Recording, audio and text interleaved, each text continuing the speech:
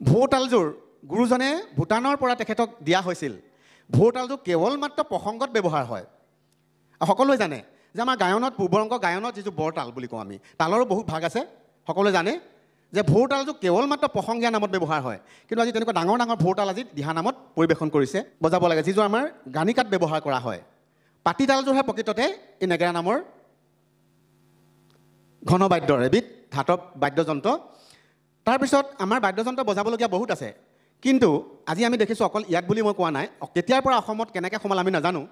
আপোনালোকে জানে যে লোকবাদ্য হ'বলৈ হ'লে আমাৰ থলীতে পোৱা বিভিন্ন কাঠ, বাঁহ ইত্যাদি কৰি চামৰাৰে আবৃত যিখিনি বাদ্যযন্ত্ৰ আমি নিজে প্ৰস্তুত কৰি লওঁ, সেইখিনি লোকবাদ্যৰ ভিতৰত পৰে। আজি কলিকতাৰ প্লাষ্টিকৰ যিটো আমি ইয়াত এই তালটোৰ নামটো আপোনালোকে হয়তো নাজানে, বহুত দলে বজাই থাকে, মই নামটো সুধিছোঁ বা সুধোঁ আমি, এই তালপাতৰ নামটো কি আপোনালোকে জানেনে বাৰু? আমাৰ নেগেৰা নামত বা আমাৰ দিহা নামত ব্যৱহাৰ হয় আমাৰ কৰিতাল বা ৰেপনিডাল আছে, বাঁহৰ কৰতালযোৰ আছে, এইখিনি আমাৰ থলুৱা বাদ্যযন্ত্ৰ। কিন্তু ক'ব নোৱাৰাকৈ আমাৰ অসমত এতিয়া এই প্লাষ্টিকৰ যি দুটা তাল, কৰতাল বুলি বজায়, প্ৰকৃততে কৰতাল নহয় সেইযোৰ কলিকতাৰ এবিধ বাদ্যযন্ত্ৰ, তাক শ্ৰীতাল বুলিও কয়, ৰামতাল বুলিও কয়, কিন্তু প্ৰকৃততে এইবিলাক আমাৰ থলুৱা অসমৰ বাদ্যযন্ত্ৰ নহয়। কিন্তু আমি ক'ব নোৱাৰাকৈ কিন্তু প্ৰতিটো দলতে প্লাষ্টিকৰ এই তালবিলাক আমি বজাই আছোঁ। আমাৰ চকুতে কেইবাটিও দলে আমি দেখিছোঁ যে নামনিৰ নেগেৰা নামৰ বৰ নেগেৰা, কুৰকুৰি নেগেৰাটো ইয়াত ব্যৱহাৰ কৰিছে। কিন্তু আমাৰতো দিহাৰ নামত, আমাৰ উজনিটো নেগেৰা নামত আমাৰ কুৰকুৰি নেগেৰা ব্যৱস্থা নাই। আমি যে কওঁ মধ্য দ্ৰুত, বিলম্বিত মধ্য দ্ৰুত, এই শব্দটো কিন্তু মোৰ ব্যক্তিগত ফালৰ পৰা মই নকওঁ। কিয় নকওঁ? আমাৰ লোকসংগীত যিহেতু ধৰ্মীয় লোকসংগীত, আমি তাক এচাপৰি, তিনি চাপৰি, খৰ চাপৰি বুলিহে ক'ম আমি। কিয়নো মধ্য দ্ৰুত সম্পূৰ্ণ শাস্ত্ৰীয় ব্যৱস্থা, শাস্ত্ৰীয় কথা, তাত যোৱাৰ লগে লগে কিমান বিলম্বিত কিমান মধ্য এনেকুৱা কিছুমান কথা আহিব। গতিকে সম্পূৰ্ণ বিলম্বিত শব্দটো এখন তালকে বিলম্বিত বজাই একেখন তালতে মধ্য বজাব লাগিব, একেখন তালতে দ্ৰুত বজাব লাগিব, সেইটোহে প্ৰকৃততে তালৰ নিয়ম।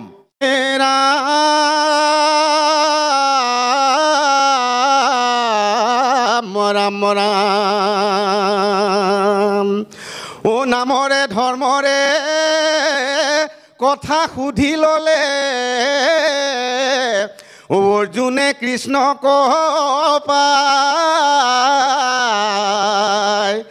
চাৰি সত্য কৰি দুনাই দুনাই ক'লে ও নামৰ বিনে গতি নাই ৰাম, ও নামত বিনে গতি নাই কৃষ্ণ। আমি এটা ভাল কথা মনত পেলাই দিছে। আচলতে সামগ্ৰিকভাৱে আমাৰ মহন্ত ছাৰে ইতিমধ্যে আপোনালোকৰ আগত কৈছেই, দুই এটি কথা আমি ক'বলৈ আগবাঢ়িছোঁ। আচলতে এই সময়টোত দলসমূহ যদি থাকে তেতিয়া আমাৰো ভাল লাগে। আমি আশা ৰাখিছোঁ ইয়াত দলসমূহৰ প্ৰতিনিধি হয়তো আছে বুলি আমি মনতে ভাবি লৈছোঁ, আৰু বিশেষকৈ আমাক এটা আমাৰ ওপৰত অকণমান আস্থা বা আমাৰ ওপৰত অকণমান এটা বিশ্বাস আছে বাবেই হয়তো আমাক সমিতিয়ে এই গুৰু দায়িত্ব অৰ্পণ কৰিছে। গতিকে আমি এই প্ৰতিযোগিতাথলীত থাকি আমি যিখিনি পালোঁ, আচলতে মই প্ৰথমেই কৈছোঁ যে আমি একোজন লোকসংগীতৰ একোজন ছাত্ৰহে, আমিও শিকি আছোঁ। প্ৰথম কথা হ'ল যে খুব কম সময়ৰ ভিতৰত আপোনালোকে সকলোৱে জানে যে দিহানামে অসমত যথেষ্ট প্ৰচাৰ প্ৰসাৰ লভিছে, কিন্তু ইয়াতকৈও আগৰ পৰা চলি অহা কিছুমান লোকসংগীত, ধৰ্মীয় লোকসংগীত আমাৰ কিন্তু সমাজত এতিয়াও পিছ পৰি আছে। যেনে আমাৰ টোকাৰী গীত, হিয়া নাম, আই নাম, গোসাঁই নাম, কিন্তু এইসমূহ বহু আগৰ আছিল। কিন্তু এই দিহানামে একদম খপনি পুতি ল'লে আৰু অসমত ভাবিব নোৱাৰাকৈ প্ৰচাৰ প্ৰসাৰ লভিছে। আমি সকলোৱে জানো যে এই দিহানাম চাৰিবিধ কীৰ্তনৰ ভিতৰত উপাংগ কীৰ্তনৰ এবিধ নাম। গতিকে আমি দেখিছোঁ যে একেবাৰে কণ কণ মইনাৰ পৰা ধৰি যথেষ্ট যুৱক যুৱতী আইসকলেও ইয়াত পৰিৱেশন কৰিছে। কিন্তু আমি এই লোকসংগীত, ধৰ্মীয় লোকসংগীত যি দিহানাম, এই দিহানামসমূহ কেতিয়াৰ পৰা অসমত ইমান প্ৰচাৰ প্ৰসাৰ লভিলে বা কেতিয়াৰ পৰা আৰম্ভ হ'ল, সঠিক উত্তৰ দিয়া কিন্তু কঠিন আছে। কিয়নো বহুত লোকশিল্পী, বহুত সাহিত্যিকে এই দিহানামৰ ওপৰত কিন্তু বহল ব্যাখ্যা ক'তো আমি পোৱা নাই এতিয়ালৈকে। সৰু সৰুকৈ দুই এটা কলমত লিখিছে দিহানামৰ ওপৰত, বা যাই কি নহওক জনমানসত যেতিয়াই কোনোবা এবিধ বাদ্যযন্ত্ৰই হওক বা নামেই হওক বহল প্ৰসাৰ লভে, তেতিয়াই সি জনমানসত প্ৰতিযোগিতাথলীটো আমি উপস্থাপন কৰিবলগীয়া হৈছে। এটা কথা আমি সকলোৱে জানো যে যেতিয়াই প্ৰতিযোগিতালৈ এটা বিষয় আহিব, তাৰ ওপৰত গৱেষণা লাগিব, দৰ্শন লাগিব, নহয়নে বাৰু? যিকোনো বিষয় এটাই, দিহানাম বুলি আমি নধৰোঁ, সকলো বিষয়তে কাৰণ আগৰ আমাক এবাৰজনেও বয়োজ্যেষ্ঠ ইয়াত আমি এটা কথা ক'বই লাগিব যে এই মঞ্চত আমি বহু ৰথী মহাৰথী ইয়াত বহি আছিলে আপোনাৰ খবৰ আগত সন্মুখত তেখেতসকলৰ মত বিনিময় হৈছে আমি গম পাইছোঁ আমিও ইয়াত যিখিনি নিয়মত দিহানামভাগ আমি প্ৰতিযোগিতাৰ দৃষ্টিত চাইছোঁ আমি নামৰ বিচাৰ কৰিব আমাৰ ধৃষ্টতা নাই কিন্তু আমি চাইছোঁ যে আমি পূৰ্বপুৰুষসকলে সমাজত এই ধৰ্মীয় লোকসংগীত দিহানামভাগ উপাংগ কীৰ্তনভাগ এতিয়া পৰিবাশ্য কলা হিচাপে আমাৰ অসমত স্বীকৃতি পাইছে আৰু ইয়াৰ ওপৰত প্ৰতিযোগিতা চলিছে কিন্তু আমি ক'ব নোৱাৰাকৈ কিছুমান আমি ইয়াত পৰিৱেশন থলীত আমি দেখিছোঁ নিয়ম নীতি কিন্তু আমি অসমৰ বিভিন্ন প্ৰান্তত গৈছোঁ যে আমাৰ নিজৰ প্ৰকৃততে হ'ব লাগে যে আমাৰ স্থানীয় যিখিনি নীতি নিয়ম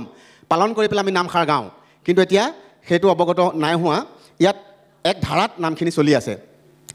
আমি চাওঁ যদি এই লোকৰ নামভাগত যি উপাংগ কীৰ্তন দিহানামভাগত যিখিনি নিয়ম প্ৰণালীবদ্ধ আছে আমি সেইখিনিৰ ওপৰত চকু দিওঁ ইতিমধ্যে মহেন্দ্ৰ ছাৰে কৈছেই যে আমি আমাৰ পূৰ্বপুৰুষসকলে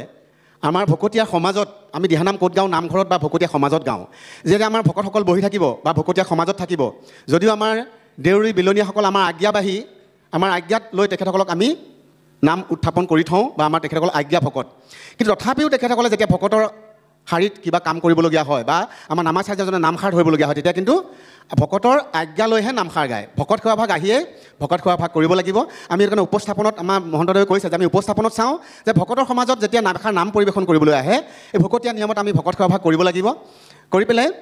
আমি আসন ভাগ গ্ৰহণ কৰিব লাগিব আসন ভাগ গ্ৰহণ কৰাৰ লগে লগে আমি সমাজলৈ আমি আজ্ঞা সেৱা ভাগ ল'ব লাগিব ভকত সেৱা ভাগ কৰিব লাগিব আজ্ঞা ল'ব লাগিব তাৰপিছত আমি আসন ভাগ লোৱাৰ পিছত আমি জয় দিওঁ জয়ধ্বনি বা আমি জয় দিওঁ আমাৰ নামৰ জয়ধ্বনিও সকলোৱে জানে যে আমাৰ জয়সমূহো বেলেগ বেলেগ আছে আমি সকলো জয় সকলোতে ব্যৱহাৰ নকৰোঁ আজি ভাওনাত যেতিয়া কৃষ্ণ সূত্ৰ ওলায় সেই তাতো জয় দিয়া হয় কিন্তু দিহানামৰ জয়ৰ লগত নিমিলে আমি কিছু ক্ষেত্ৰত জয়ো অকণমান পাৰ্থক্য দেখিছোঁ কিন্তু আচলতে নামৰ জয় অকণমান বেলেগ আৰু সকলোৱে জানে যে এই নাম সিংহনাদত আমি জয় দিব লাগে জয় দিয়াৰ পিছতে আমি গুৰু স্মৰণ কৰা যিটো কথা আছে যে আমি প্ৰসংগ কীৰ্তন যে আমি গুৰু স্মৰণ কৰোঁ সেই গুৰু স্মৰণ কিন্তু আমি কৰোঁতে অন্যান্য নামৰ লগত দিহানামৰ গুৰু স্মৰণ নিমিলে কৃষ্ণ শংকৰ গুৰু হৰি ৰাম ৰাম ৰাম হৰি ৰাম ৰাম ৰাম ৰাম কিছু লোকে 4বাৰ গায় কিন্তু কিছু লোকে 2বাৰ গায় 2বাৰটো শেষ হয় কিন্তু আমি দেখিছোঁ যে আমাৰ এটা পৰম্পৰা আছে যে আমাৰ এই নামসমূহ আমি দোহৰা বুলি কওঁ কিন্তু আমি দেখিছোঁ সময়ৰ প্ৰতি লক্ষ্য ৰাখি কিন্তু দলবিলাকে কি কৰে এই জোৰণি ঘোষা ভাগ নিয়মত দোহাৰিব লাগে কিন্তু আমি প্ৰায় বহুতে দলে কিন্তু এই দোহৰা ব্যৱস্থাটো নাই কিন্তু আমাৰ নামত আমি দোহৰা শব্দটো ব্যৱহাৰ কৰোঁ যে দোহাৰো মানে আমি যে মূল নামতিগৰাকীয়ে গাই দিয়াৰ পিছত কিন্তু সমস্তগণে আকৌ নামষাৰ জোৰণি ঘোষা ভাগ দোহাৰিব লাগে তাৰপিছত মূল ঘোষালৈ আহে গতিকে আমি জোৰণি ঘোষা ভাগ এই দিহানাম ভাগৰ মূল অংশ জোৰণি ঘোষা ভাগ ধৰি মূল নাম ধৰে গতিকে মূল নামষাৰ জোৰণি ঘোষা ভাগ এইটো কাৰণেই গাব লাগে যে আমি যি ভাগ দিহানাম আৰম্ভ কৰিম আমি জোৰণি ঘোষা ভাগে যে মুখাংগ আমি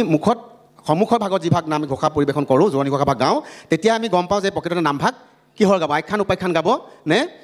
কৃষ্ণৰ ওপৰত গাব বা গুৰুজনৰ ওপৰত গাব আমি গম পোৱা যায় গতিকে নামভাগ তেনেকৈ আগবঢ়াই নিয়া হয় আৰু এই নামভাগৰ আমাৰ এটা কথা আছে যে আমি যে কওঁ মধ্য দ্ৰুত বিলম্বিত মধ্য দ্ৰুত এই শব্দটো কিন্তু মোৰ ব্যক্তিগত ফালৰ পৰা মই নকওঁ কিয় নকওঁ আমাৰ লোকসংগীত যিহেতু ধৰ্মীয় লোকসংগীত আমি তাক এচাপৰি তিনি চাপৰি খৰ চাপৰি বুলিহে ক'ম আমি কিয়নো মধ্য দ্ৰুত সম্পূৰ্ণ শাস্ত্ৰীয় ব্যৱস্থা শাস্ত্ৰীয় কথা তাত যোৱাৰ লগে লগে কিমান বিলম্বিত কিমান মধ্য এনেকুৱা কিছুমান কথা আহিব গতিকে সম্পূৰ্ণ বিলম্বিত শব্দটো এখন তালকে বিলম্বিত বজাই একেখন তালতে মধ্য বজাব লাগিব একেখন তালতে দ্ৰুত বজাব লাগিব সেইটোহে প্ৰকৃততে তালৰ নিয়ম কিন্তু আমি ইয়াত নেগেৰা নামত বা দিহা নামত আমি এখন তাল নবজাওঁ আপোনালোকে সকলোৱে জানে যে আমাৰ এটা ছন্দত আমি যদি মুখৰ আৰম্ভণি নামষাৰ গাওঁ যেতিয়া আমি ভাঙনি দি পেলাই যেতিয়া আমি খৰ তালিলৈ যাওঁ তেতিয়া কিন্তু তাৰ ছন্দটো বেলেগ হয় যদি আমি কাহাৰ বা ছন্দত গাওঁ কিন্তু পিছত আমাৰ যিটো উত্তৰ ভাৰতীয় শাস্ত্ৰীয় সংগীতৰ যিটো আমাৰ খেমটা তাললৈ কিন্তু নামভাগ গুচি যায় সেইটো কাৰণে আমি মধ্য দ্ৰুত নিয়মত প্ৰকৃততে চাবলৈ গ'লে লোকসংগীতত ব্যৱহাৰ নহয় এইটো মোৰ সম্পূৰ্ণ নিজৰ কথাই আমি কৈছোঁ আমি যিটো পাইছোঁ আমি তাৰমানে আমি আজি ককাহঁতে কওঁতে যে আমি এচাপৰীয়া গাওঁ তিনি চাপৰীয়া গাওঁ খৰ চাপৰীয়া গাওঁ সেইটোহে হ'ব লাগে প্ৰকৃততে গতিকে এইখিনি কথা আৰু এটা কথা মই মহন্ত ছাৰ থাকি গৈছে মই এইটোহে আচলতে ক'বলৈ লৈছিলোঁ যে আমি দিহা নামত বা আমাৰ যিখিনি ধৰ্মীয় লোকনাম আছে এই নামসমূহত আমি বাদ্যযন্ত্ৰবিলাক আমাৰ যিবোৰ থলুৱা বাদ্য আছে লোকবাদ্য আছে আমি ক'ত কি বাদ্য ব্যৱহাৰ কৰিম আজি আমি আমাৰ চকুতে কেইবাটিও দলে আমি দেখিছোঁ যে নামনিৰ নেগেৰা নামৰ বৰ নেগেৰা কুৰকুৰি নেগেৰাটো ইয়াত ব্যৱহাৰ কৰিছে কিন্তু আমাৰতো দিহাৰ নামত আমাৰ উজনিটো নেগেৰা নামত আমাৰ কুৰকুৰি নেগেৰা ব্যৱস্থা নাই কিন্তু আমাৰ বাদকসকলে এতিয়া অসমখনত বা কাইলৈ হয়তো আফ্ৰিকাৰ বস্তু এটা আনিও নেগেৰা নামত বজাবহি পাৰিব বুলি মই অনুভৱ কৰোঁ কাৰণ হৈছে সেইটো কাৰণ কুৰকুৰি নেগেৰাটো সম্পূৰ্ণ নেগেৰা নামৰ এটা বেলেগ বাদ্যযন্ত্ৰ গতিকে সেই বস্তুভাগ মাতটো কেৰকেৰকৈ পায় কিন্তু কুৰকুৰি ভাগ কিন্তু আমাৰ নেগেৰা মাৰি দুডালে নবজায় চেপেটা দুচটা কাঠিৰে বজায় তাত মানে টং শব্দটো নকয় টেক টেক শব্দ কৰে কিন্তু আমি কুৰকুৰি 3টামান দলে কুৰকুৰি নেগেৰা বজোৱা দেখিছোঁ মই নগাঁৱৰ পৰা আনিব পাৰে অসুবিধা নাই কিন্তু এই নেগেৰাটো আমাৰ দিহাৰ নামত কেতিয়া সোমাল কেনেকৈ সোমাল কিন্তু মই আজি এই মঞ্চত দেখিছোঁ তাৰপিছতে ভোৰতালযোৰ গুৰুজনে ভূটানৰ পৰা তেখেতক দিয়া হৈছিল ভোৰতালযোৰ কেৱল মাত্ৰ প্ৰসংগত ব্যৱহাৰ হয় সকলোৱে জানে যে আমাৰ গায়নত পূৰ্বৰংগ গায়নত যিটো বৰতাল বুলি কওঁ আমি তালৰো বহুত ভাগ আছে সকলোৱে জানে যে ভোৰতালযোৰ কেৱল মাত্ৰ প্ৰসংগীয়া নামত ব্যৱহাৰ হয় কিন্তু আজি তেনেকুৱা ডাঙৰ ডাঙৰ ভোৰতাল আজি দিহা নামত পৰিৱেশন কৰিছে বৰতালযোৰ বজাব লাগে যিযোৰ আমাৰ গানিকাত ব্যৱহাৰ কৰা হয় পাতিতালযোৰহে প্ৰকৃততে এই নেগেৰা নামৰ ঘনবাদ্যৰ এবিধ ধাতৱ বাদ্যযন্ত্ৰ তাৰপিছত আমাৰ বাদ্যযন্ত্ৰ বজাবলগীয়া বহুত আছে কিন্তু আজি আমি দেখিছোঁ অকল ইয়াত বুলি মই কোৱা নাই কেতিয়াৰ পৰা অসমত কেনেকৈ সোমাল আমি নাজানো আপোনালোকে জানে যে লোকবাদ্য হ'বলৈ হ'লে আমাৰ থলীতে পোৱা বিভিন্ন কাঠ বাঁহ ইত্যাদি কৰি চামৰাৰে আবৃত যিখিনি বাদ্যযন্ত্ৰ আমি নিজে প্ৰস্তুত কৰি লওঁ সেইখিনি লোকবাদ্যৰ ভিতৰত পৰে আজি কলিকতাৰ প্লাষ্টিকৰ যিটো আমি ইয়াত এই তালটোৰ নামটো আপোনালোকে হয়তো নাজানে বহুত দলে বজাই থাকে মই নামটো সুধিছোঁ বা সুধোঁ আমি এই তালপাতৰ নামটো কি আপোনালোকে জানেনে বাৰু আমাৰ নেগেৰা নামত বা আমাৰ দিহাৰ নামত ব্যৱহাৰ হয় আমাৰ কৰিতাল বা ৰেপনিডাল আছে বাঁহৰ কৰতালযোৰ আছে এইখিনি আমাৰ থলুৱা বাদ্যযন্ত্ৰ কিন্তু ক'ব নোৱাৰাকৈ আমাৰ অসমত এতিয়া এই প্লাষ্টিকৰ যি দুটা তাল কৰতাল বুলি বজায় প্ৰকৃততে কৰতাল নহয় সেইযোৰ কলিকতাৰ এবিধ বাদ্যযন্ত্ৰ তাক শ্ৰীতাল বুলিও কয় ৰামতাল বুলিও কয় কিন্তু প্ৰকৃততে এইবিলাক আমাৰ থলুৱা অসমৰ বাদ্যযন্ত্ৰ নহয় কিন্তু আমি ক'ব নোৱাৰাকৈ কিন্তু প্ৰতিটো দলতে প্লাষ্টিকৰ এই তালবিলাক আমি বজাই আছোঁ প্ৰকৃততে চাবলৈ গ'লে এইখিনি আমাৰ দিহা নামৰ বা আমাৰ লোকসংগীতৰ বাদ্যযন্ত্ৰ এইবিলাক নহয়েই যিবোৰ বস্তু ধাতৱ বস্তু হয় আমাৰ বিশেষকৈ আমাৰ কাঁহে তৈয়াৰী আমাৰ তালযোৰ আমাৰ নিজৰ বাদ্যযন্ত্ৰ গতিকে এইখিনি মই কেৱল আমি দলসমূহকহে এৰি দিছোঁ মোৰ এইটো অভিযোগ নহয় কিন্তু আমি এইখিনি চাবলৈ প্ৰয়োজন হ'ল কিয়নো আমাৰ যেতিয়া আমাৰ হিয়াৰ নামতো এই দিহানাম ভাগ আমি পৰিৱেশন কৰিবলৈ লৈছোঁ তাত কি বাদ্যযন্ত্ৰ বাজিব খোলটো সৌ সিদিনা আহিছে দিহানামলৈ খোলটো বেছিদিন হোৱা নাই অহা আমাৰ এই নামষাৰ শুদ্ধ কথাত ক'বলৈ গ'লে চাপৰি প্ৰধান নাম যেতিয়া এই নামষাৰত অভিনয় আহি যায় তেতিয়াহ'লে এই নামষাৰ বীৰ ৰসলৈ গুচি যাব বহুতকেইটা দলে আমি দেখিছোঁ যে প্ৰথম জোৰণি ভাগ গাইছেহে ৰামচন্দ্ৰৰ কথা আকৌ কি বিভিন্ন আকাৰ আঙিতি দেখুৱাই পেলাই হস্তমুদ্ৰা প্ৰদৰ্শন কৰি দিহানাম গাবলৈ দিহানাম গোৱাটো প্ৰকৃততে যুক্তি কথা নহয় আমি হৃদস্থিতিত প্ৰভু ভগৱন্তক স্মৰণ কৰি আমি নামষাৰ প্ৰথম আমি গুৰুজনাক যেতিয়া আমি য'ত স্মৰণ কৰি লৈছোঁ তাৰপিছত আমি হৃদস্থিতি কৰি নাম